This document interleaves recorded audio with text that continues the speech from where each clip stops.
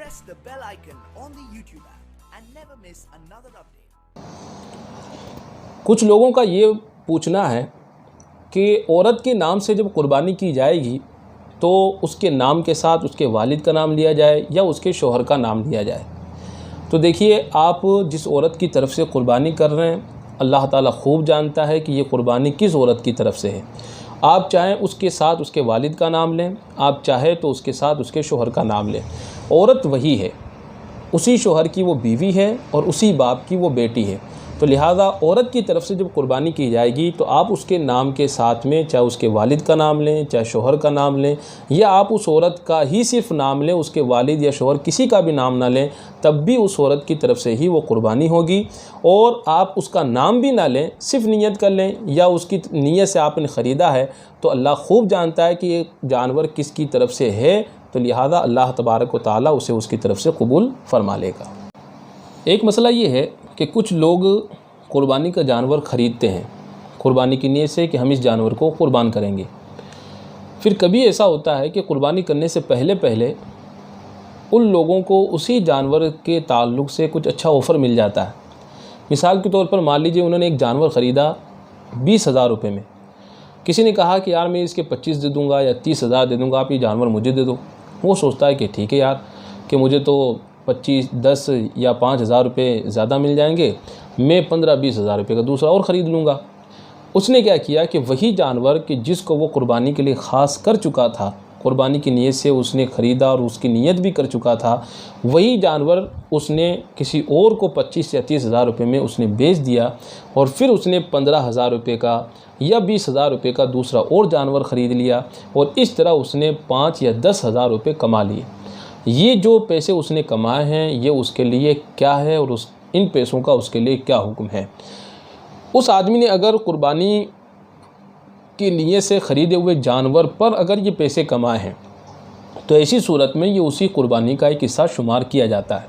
गोया ये उसी जानवर का एक हिस्सा है। इसलिए या तो अब ये आदमी दूसरा बकरा जो ख़रीदे वो या तो अगर 25 का इसको बेचा है तो 25,000 का ख़रीदे,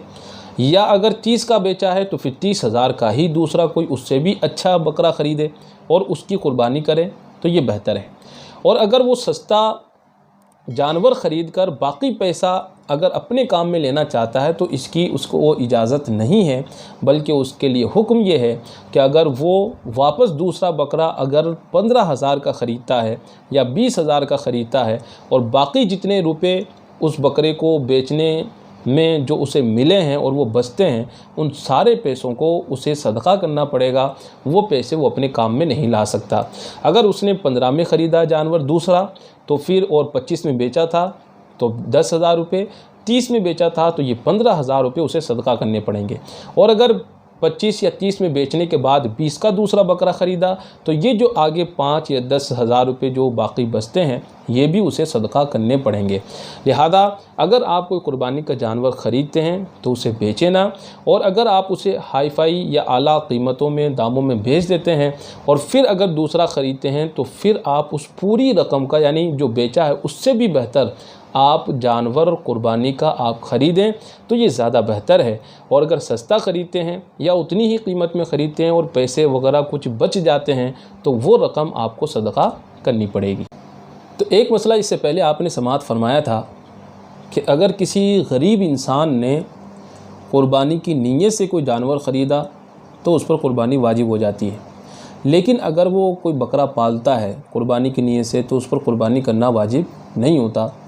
या इसी तरह उसने कोई बकरा पहले ख़रीदा बाद में कुर्बानी की नीयत कर ली तब भी उस गरीब पर कुर्बानी वाजिब नहीं होती है। यही मसला अगर किसी मालदार के ताल्लुक़ से हो, मान लीजिए कि बहुत सारे घर ऐसे हैं, आदमी मालिक निसाब भी है, उसके यहाँ कुछ जानवर है और बकरी वगैरह के अगर बच्चे पैदा हुए, उसने नीयत ये कर ली कि मैं इन बकरों की कुर्बानी करूँगा, तो ऐसी सूरत में या उसने कुछ बकरे ख़रीदे कुर्बानी की नीयत से कि मुझे इन जानवरों की कुर्बानी करनी है, तो मालदार के ख़रीदते वक्त भी नीयत करने से